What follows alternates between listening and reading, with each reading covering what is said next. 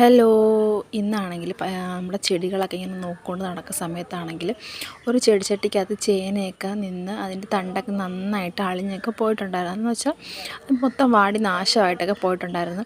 അപ്പോൾ ആ പച്ചമുളക് ചെടി നമ്മൾ നശിപ്പിക്കാതെ തന്നെ നമുക്ക് എടുക്കണമെന്നുള്ളതിൽ ആദ്യമാണെങ്കിൽ തുരന്നൊക്കെ എടുക്കാൻ വേണ്ടി നോക്കിയിട്ടൊന്നും പറ്റിയില്ല. കാരണം അതിൻ്റെ ആ ചെടിയുടെ താഴോട്ട് കുറച്ച് ഭാഗങ്ങളൊക്കെ നിൽപ്പുണ്ടായിരുന്നു.